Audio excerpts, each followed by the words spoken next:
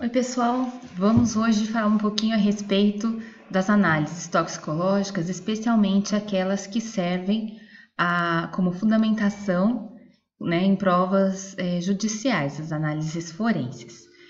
E é um ramo bastante interessante de atuação, mas tem que lembrar que ele não está ligado só à investigação de crimes fatais, mas também à análise de processos de intoxicação, de contaminação, até mesmo contaminação ambiental.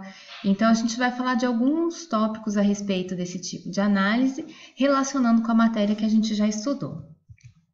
Bom, como serve então para análise também de situações de intoxicação não fatais, então grande parte dessas análises toxicológicas visa fazer o diagnóstico em pacientes vivos, né? Chamado diagnóstico no vivo, tem o intuito de tanto identificar o agente como iniciar o tratamento. Então, para fundamentar um diagnóstico que tem uma finalidade também clínica. Quando que a gente busca, diante de um quadro clínico, uma possível intoxicação? Se, obviamente, a pessoa foi exposta a algum agente tóxico já conhecido, se ela for exposta a uma substância desconhecida que possa potencialmente causar algum dano, ou se houver um quadro clínico com uma etiologia desconhecida. Então, foi assim com pacientes que demonstraram reação ao etileno glicol, né, no início do ano, quando relatos de problemas renais foram feitos e os casos foram sendo correlacionados até se identificar que se tratava de um processo de intoxicação. Bom, o diagnóstico toxicológico, neste caso, ele tem um aspecto clínico, então é baseado em dados clínicos, tem a parte analítica, a parte laboratorial e tem também o exame ou a parte anatomopatológica. Então, se avaliam outros exames e outros achados. Qual que é o objetivo desse diagnóstico, então, no paciente? Primeiro, fazer a terapêutica adequada. A gente sabe que quanto mais tempo leva para identificar o toxicante, mais difícil estabelecer uma terapêutica adequada, então o prognóstico vai ficando pior. Quanto antes a gente souber a substância tóxica, inclusive tem a possibilidade de aplicação de algum antídoto. Então o tratamento vai ser bem melhor se a gente souber do que se trata o agente toxicante. Bom, o que causa bastante interesse, né, desperta uma curiosidade bem grande, são as análises toxicológicas que são realizadas para tentar identificar casos de intoxicação e envenenamento fatais. Então, as análises pós-mortem, né, que são utilizadas como provas e também como achados para investigação policial. Então, são objetos de estudo da toxicologia forense.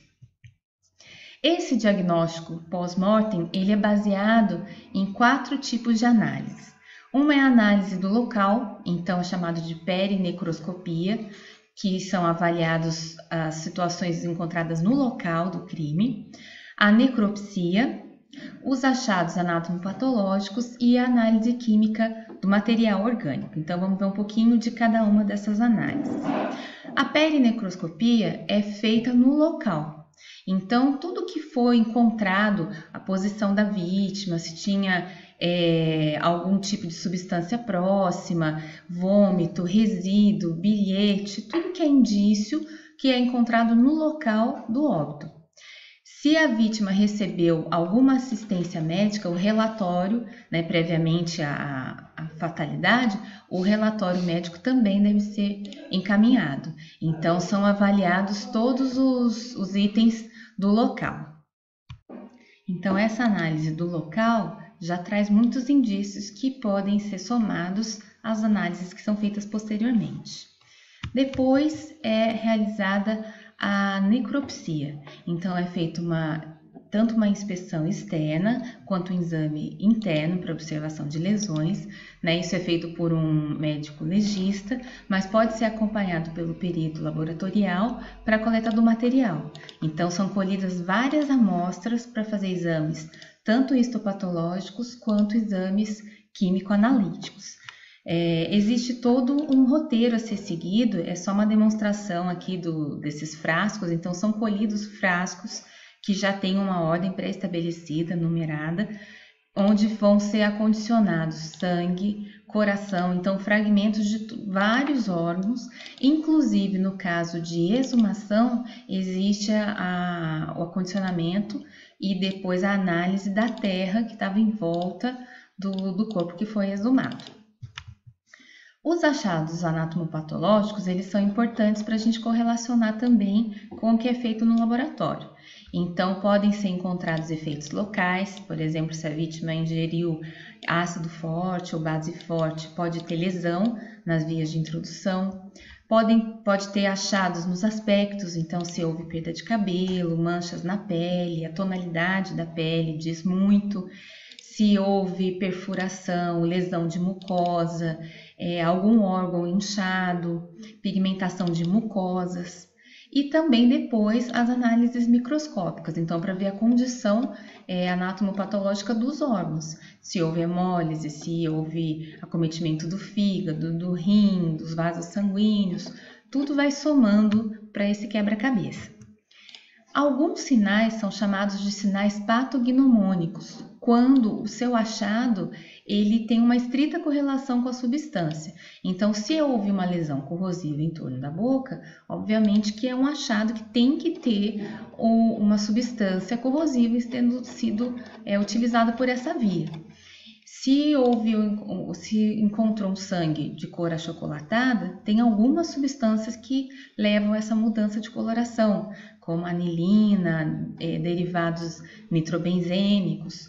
O sangue vermelho cereja, tanto a pele dessa tonalidade quanto a amostra sanguínea tem a ver com a intoxicação com monóxido de carbono. Então, são sinais assim, bem indicativos de determinadas substâncias.